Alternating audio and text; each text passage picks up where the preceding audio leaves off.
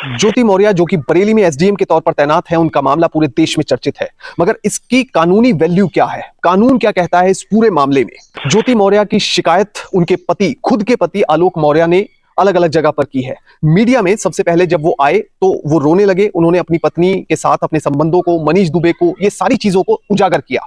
मगर इसके साथ जो बहुत इंपॉर्टेंट चीज वो लेकर सामने आए वो थी एक डायरी। उस डायरी में कई लोगों के नाम लिखे हुए थे और हर महीने का, जो कथित तौर पर बात सामने आई है, हर महीने 6 लाख रुपए वसूले जाने का आरोप ज्योति मौर्य पर लगा है। इसमें सीधी सीधी बात है कि भ्रष्टाचार का आरोप ज्योति मौर्य जो कि एसडीएम है उन पर लगा है। अब देखिए, जो पारिवारिक कलह का मामला है वो तो 497 जो था उसमें सुप्रीम कोर्ट उसे स्ट्रक डाउन कर चुका है, तो वो चीज तो खत्म हो गई। अब दोनों के बीच डाइवोर्स होना है तो कोर्ट में मामला चलेगा, पर्सनल मैटर है, तो इसमें सरकार या सरकारी विभाग, कोई भी अफसर कुछ नहीं कर सकता। समझाया बुझाया जा सकता है मगर कर कुछ नहीं सकता, दोनों को बैठकर फैसला करना होगा। दूसरा, जो भ्रष्टाचार का मामला है उसमें जरूर कार्रवाई हो सकती है अगर विभाग को या सरकार को या कोर्ट को ऐसा लगेगा कि इस मामले में दम है, तो इस मामले में हो सकती है बड़ी कार्रवाई। जय हिंद। आपने सूर्यवंशम फिल्म जरूर देखी होगी, जिसमें हीरा नाम का एक कैरेक्टर होता है। वो अपनी पत्नी को पढ़ाता है, लिखाता है और उसको फाइनली यूपीएससी क्रैक करवाता है, सिविल सर्विसेज का एग्जाम क्रैक कराता है, उसकी पत्नी कलेक्टर बनती है। वो बहुत खुश होता है। मगर उनकी लाइफ में सब कुछ ठीक ठाक चल रहा था, सब कुछ सकारात्मक हो रहा था, पत्नी छोड़कर नहीं गई थी, पति भी वहीं था, पूरा परिवार खुशहाल था। मगर आज जो स्टोरी उसने पूरे देश में धमाका मचाया हुआ है, अब ये स्टोरी है एक एसडीएम की और उनके पति की, जो कि पंचायत राज विभाग में एक 4th ग्रेड की पोस्ट पर तैनात है। अब पूरी स्टोरी है क्या, इसको समझना जरूरी है। प्रयागराज एक इलाका है उत्तर प्रदेश में, जहां पर उसके अंदर भी एक इलाका पड़ता है धूमनगंज, और वहां पर एक गांव है झलवा। यहां के रहने वाले आलोक मौर्य एक दिन एक रिपोर्टर से बात करते हैं और रिपोर्टर से बात करते करते वो अपनी पूरी कहानी बयां करते हैं। किस तरह से उन्होंने अपनी पत्नी को पढ़ाया, लिखाया, उसके बाद एसडीएम बनाया, उसके बाद किस तरह से उनकी पत्नी उनके मुताबिक उनके साथ दगा कर रही है। अब रिपोर्टर से बात करते करते आलोक मौर्य अचानक से रोने लगते हैं, और जब वो रोते हैं तो पूरा देश इस वीडियो को देखता है और देखते ही देखते पूरे देश में ये वीडियो वायरल होती है। लोगों की सहानुभूति आलोक मौर्य के साथ हो जाती है। अब 22 फरवरी 2022 का दिन है। एलनगंज में एसडीएम ज्योति मौर्य को सरकारी घर मिला हुआ। एसडीएम का घर काफी बड़ा होता है, सुरक्षाकर्मी तैनात रहते हैं। अब अचानक से अपनी पत्नी को सरप्राइज देने के लिए आलोक मौर्य घर में एंटर होते हैं। वो सिक्योरिटी को और बाकी स्टाफ को भी कहते हैं कि आप चुप रहिए, मैं अपनी पत्नी से उन्हें सरप्राइज देकर मिलना चाहता हूं। जब वो अंदर जाते हैं तो वहां पर उनके मुताबिक अपनी पत्नी को एक व्यक्ति के साथ, अनजान व्यक्ति के साथ आपत्तिजनक हालत में देखते हैं, और उस व्यक्ति का नाम मनीष दुबे है, जो कि पीपीएस अधिकारी है और कमांडेंट के पद पर तैनात है होमगार्ड में। अब ये जब सब कुछ होता है तो वो हैरान रह जाता है, हक्का बक्का रह जाता है। उसे समझ नहीं आता कि क्या किया जाए ऐसी सिचुएशन में, क्योंकि उसने कभी सपने में भी नहीं सोचा था कि ऐसा कुछ मेरे साथ कभी जीवन में होगा। अब उसके बाद वो सोचता है कि क्यों ना मैं इसके बारे में कार्रवाई करूं, कुछ पुलिस में रिपोर्ट करूं या किसी महकमे में जाऊं, क्या करूं। वो एसएचओ के पास, चौकी इंचार्ज के पास, अलग अलग अधिकारियों के पास चक्कर लगाता है कि मुझे न्याय दे दो, पर उसके मुताबिक उसके साथ न्याय नहीं हुआ।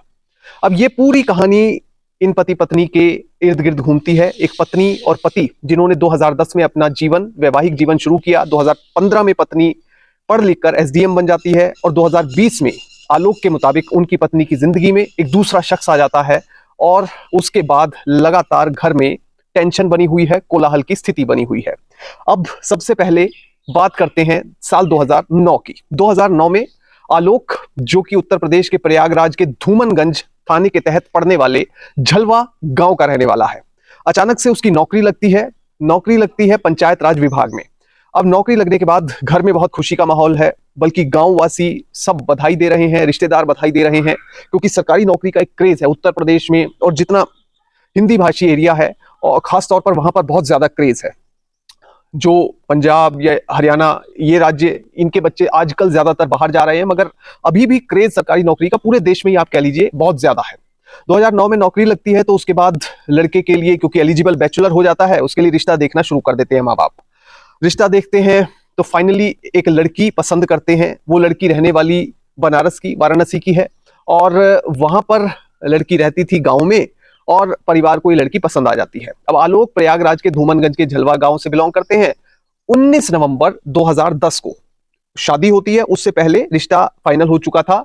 ये लड़की थी चिरई गांव की, बनारस के चिरई गांव की, और वहां पर एक पारसनाथ नाम का व्यक्ति था, उसकी लड़की थी ज्योति मौर्य, जिसके साथ ये रिश्ता फाइनल होता है। और फाइनली 19 नवंबर 2010 को इनकी शादी हो जाती है। अरेंज मैरिज होती है। पूरा परिवार खुश है, ज्योति भी खुश है, उनके पति भी खुश हैं आलोक। और जो इन पति पत्नी का आपसी रिश्ता है वो काफी बढ़िया से निभ रहा था, बहुत बढ़िया से लाइफ चल रही थी।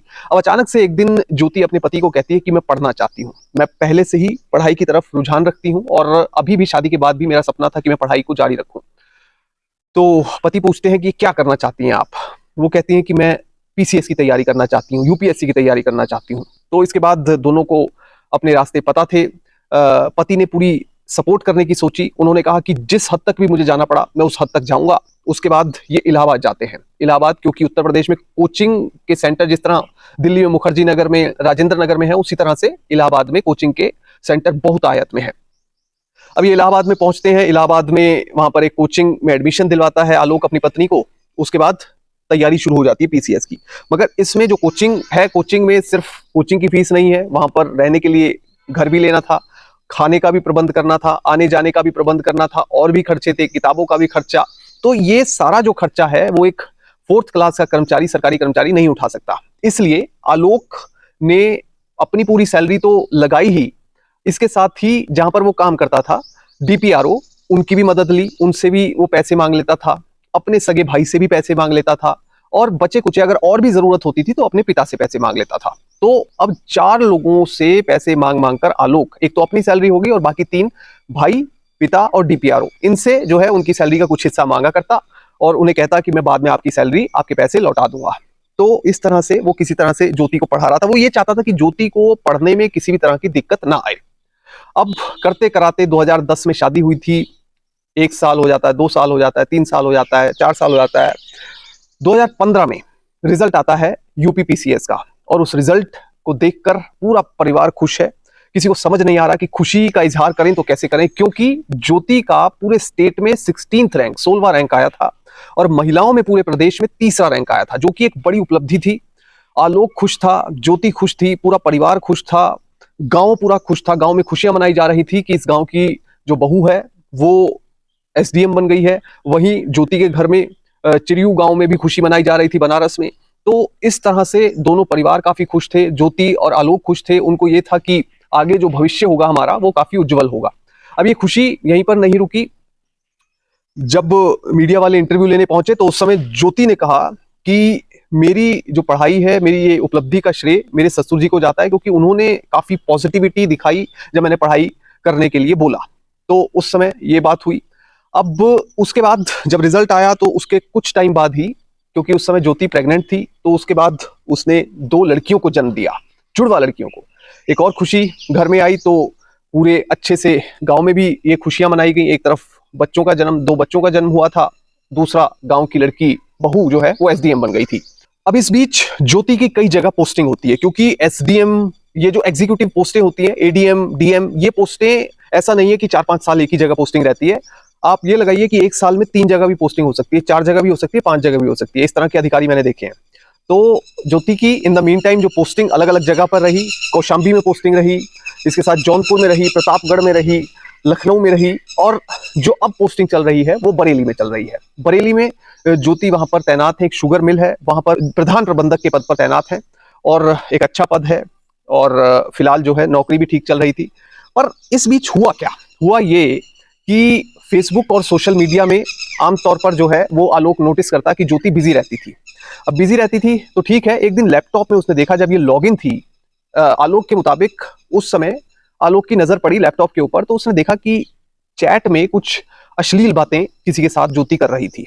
अब उसमें जब इसने देखा तो इसने पूरा विस्तार से उसे एक्सप्लेन्ड वे में, डिस्क्रिप्टिव वे में पढ़ने की कोशिश की। तो काफी ऑब्जेक्शनेबल लैंग्वेज थी, जो कि एक पत्नी किसी भी गैर व्यक्ति को नहीं करेगी।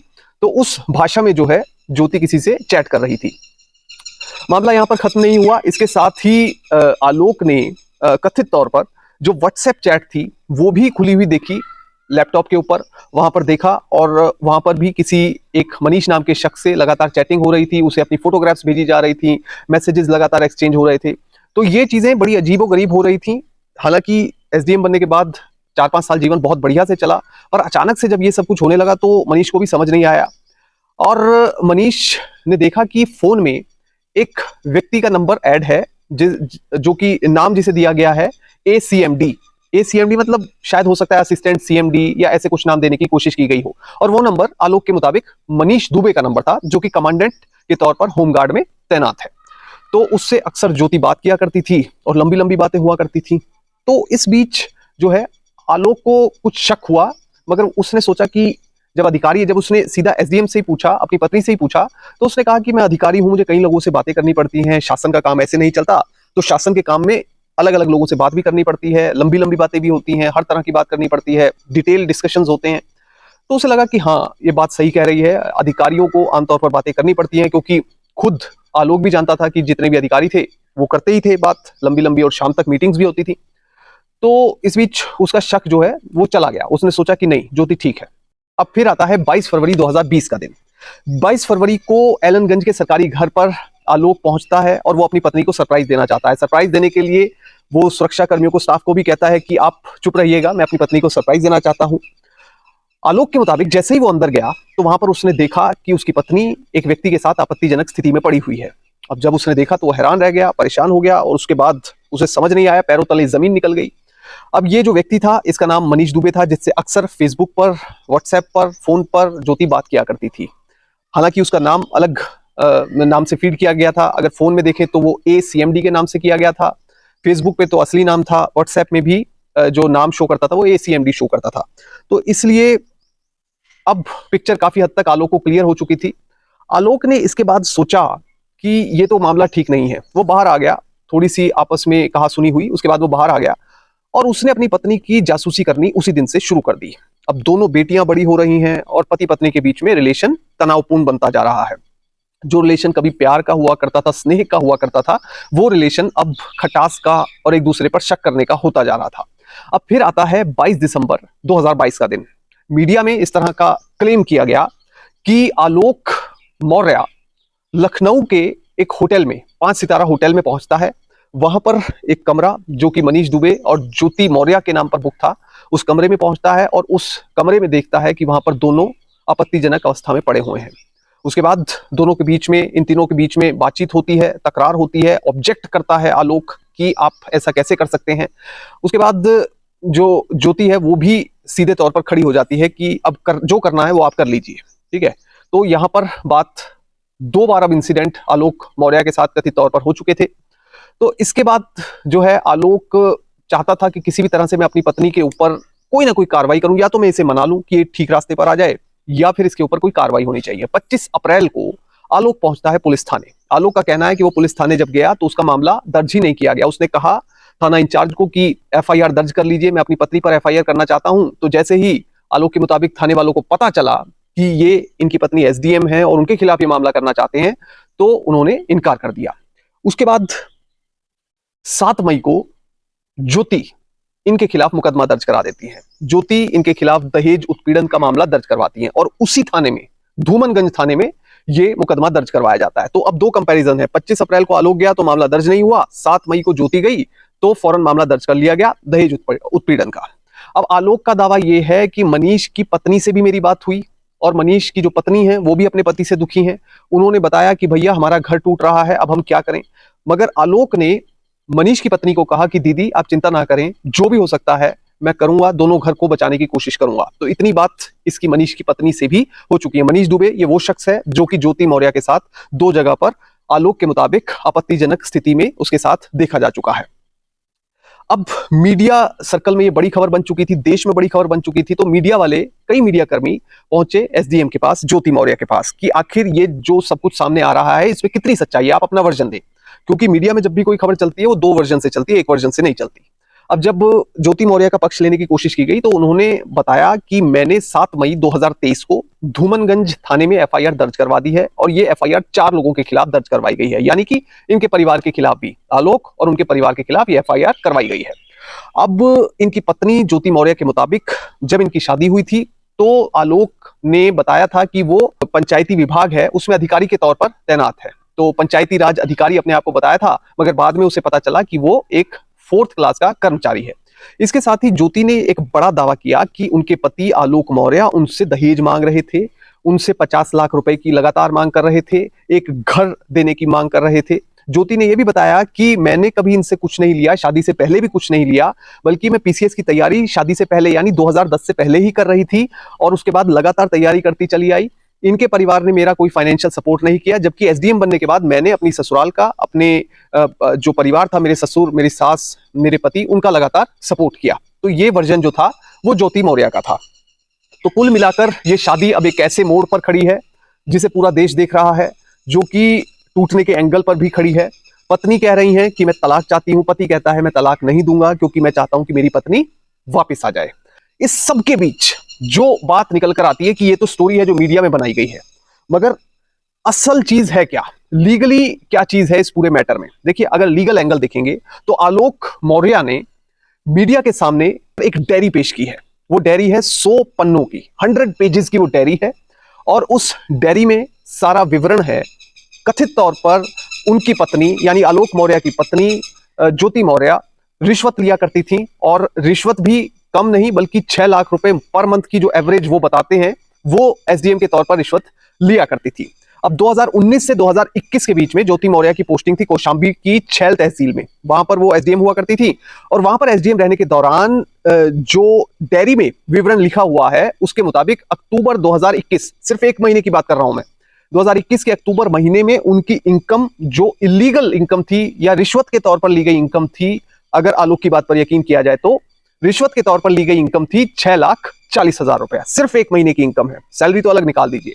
अब इसी डायरी में यह भी लिखा हुआ है कि 15,000 रुपए सप्लाई इंस्पेक्टर को दिए, 16,000 रुपए मार्केटिंग इंस्पेक्टर को दिए और भी कई डिटेल्स लिखी हुई है कि इससे इतना पैसा लिया, उससे इतना पैसा लिया और हर महीने की डिटेल है। ये कभी 6 लाख रुपए, कभी 5,80,000 रुपए, कभी 6,15,000 रुपए, कभी 6,25,000 रुपए, तो हर महीने की डिटेल लगभग ऐसी लिखी हुई है। अब ये डायरी जो है मीडिया के सामने जब आई तो सबसे बड़ी बात यह है कि इसमें भ्रष्टाचार का एंगल सामने आ गया कि एक व्यक्ति रिश्वत लेने की कोशिश कर रहा है। अब ये वो ले रहा है या नहीं ले रहा, ये बात अलग है, ये मैटर ऑफ इन्वेस्टिगेशन है। फिलहाल इस मैटर में जो है अभी तक कुछ निकलकर सामने नहीं आया, मगर नॉर्मली ऐसे मैटर्स में ये होता है कि डिपार्टमेंट अपने लेवल पर भी इन्वेस्टिगेशन, जो प्रीलिमिनरी इंक्वायरी होती है, वो करवाता है। तो अभी देखिए क्या होता है इस मैटर में, ये पता लगेगा। और जो दूसरा इशू है वो है पारिवारिक कलह। इन दोनों के बीच में जो है शादी को लेकर संबंध सही नहीं चल रहे हैं। जब वो डीजी होमगार्ड के पास आलोक मौर्य पहुंचे अपनी शिकायत लेकर, तो उन्होंने इस शिकायत को सुना, उसके बाद डिप्टी कमांडेंट जनरल को यह शिकायत सौंप दी, इसकी जांच करने के लिए बोला। Santosh Kumar deputy commandant general है, अब वो इस मामले की जांच कर रहे हैं कि क्या कमांडेंट जो होमगार्ड में तैनात है मनीष दुबे, वो इस तरह से एक एसडीएम के साथ आपत्तिजनक हालत में पकड़े गए या इस तरह से संबंध जो आपत्तिजनक है वो उनकी ओर से बनाए जा रहे हैं, रखे जा रहे हैं। तो इसकी जांच मैटर की खुद अब शुरू कर दी गई है होमगार्ड विभाग में। अब देखिए इस मामले में दो पक्ष हैं, एक भ्रष्टाचार का मैंने आपको बताया, दूसरा पक्ष है पारिवारिक संबंधों का। अब ये जो मामला बनता है वो बनता है एडल्ट्री का, अंग्रेजी में उसे एडल्ट्री बोलते हैं, यानी कि एक व्यक्ति जो शादीशुदा है वो दूसरे व्यक्ति की एक शादीशुदा महिला के साथ संबंध बना रहा है। अब उसमें नॉर्मल सर्कमस्टांस में पहले आईपीसी का सेक्शन 497 लगा करता था। 497 क्या कहता था?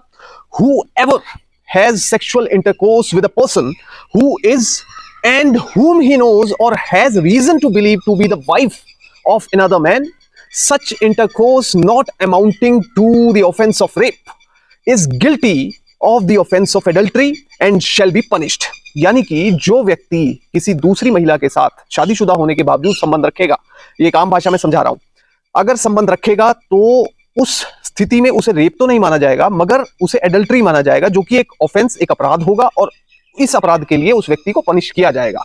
तो 497 इस सेक्शन के तहत सजा दी जाती थी। इसी सेक्शन में लिखा था कि wife shall not be punished as abettor, यानी कि पत्नी को इस मामले में अपराधी नहीं माना जाएगा। तो कहीं ना कहीं कुछ लोग कहते थे कि ये जो कानून है वो डिस्क्रिमिनेटरी है, यानी कि पुरुष को सजा मिलेगी, स्त्री को सजा नहीं मिलेगी। अब 2018 में सुप्रीम कोर्ट में ये मामला जा चुका था। 2018 में 27 सितंबर 2018 को सुप्रीम कोर्ट ने इस धारा को ही 497 आईपीसी को ही स्ट्रक डाउन कर दिया, यानी कि उसे निरस्त कर दिया। सुप्रीम कोर्ट ने कहा हालांकि ये अभी भी, ये जो एडल्ट्री है ये अभी भी डाइवोर्स के लिए एक वैलिड रीजन हो सकती है, मगर 497 को हम अब वैलिड नहीं मानते, इसे हम स्ट्रक डाउन कर रहे हैं। तो सुप्रीम कोर्ट ने इसे स्ट्रक डाउन कर दिया। इसलिए अब एडल्ट्री यानी कि कोई वैवाहिक स्त्री, विवाहित स्त्री अगर किसी विवाहित पुरुष के साथ संबंध रख रही है या पुरुष कोई विवाहित स्त्री के साथ संबंध रख रहा है तो वो अपराध की श्रेणी में, कानून की भाषा में बता रहा हूं आपको, नहीं आता है। इसमें जो मामला है, जिस तरह से एसडीएम ज्योति मौर्य ने बताया कि उन्होंने अपने पति के खिलाफ दहेज का मामला दर्ज करवा दिया है, डॉरी मांगने का, तो वो है 498A। ये क्या कहता है कि हैरेसमेंट ऑफ अ वुमन, कानून काफी लंबा है, मैं स्पेसिफिक वर्ड्स ही बता रहा हूं जो डॉरी से रिलेटेड है और खास तौर से पैसा मांगने या प्रॉपर्टी मांगने से रिलेटेड है। Harassment of women where such harassment is with a view to causing her to meet any unlawful demand for property, any property or valuable security, यानी कि पैसा या प्रॉपर्टी, कुछ भी, कोई ज्वेलरी भी हो सकती है, वो मांगने के लिए अगर हैरस किया जा रहा है, लड़की को तंग किया जा रहा है, तो सेक्शन 498A लग जाता है। वहीं इसी केस में एक बात आलोक ने भी कही कि मुझे 376 लगाने की धमकी दी। 376 क्या होती है? ये आईपीसी 376 एक सेक्शन है।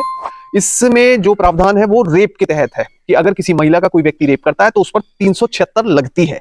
तो वो धमकी आलोक के मुताबिक उनकी पत्नी ने उनको दी है। इस बीच आलोक मौर्य ने यह भी कहा है कि उनकी पत्नी और मनीष दुबे जो कि कमांडेंट हैं होमगार्ड में, वो उन्हें मरवाने की साजिश कर रहे हैं और ऐसा मैसेज उन्होंने पढ़ा भी है, व्हाट्सएप चैट, और उन्होंने वो सारी व्हाट्सएप चैट के प्रिंट्स निकलवाए, उसे मीडिया में भी सर्कुलेट किया और इसके साथ ही जहां जहां सबूत दे सकते थे वो दिया है। फिलहाल आपको लीगल एंगल भी मैंने इस वीडियो के तहत समझाने की कोशिश की है। जय हिंद।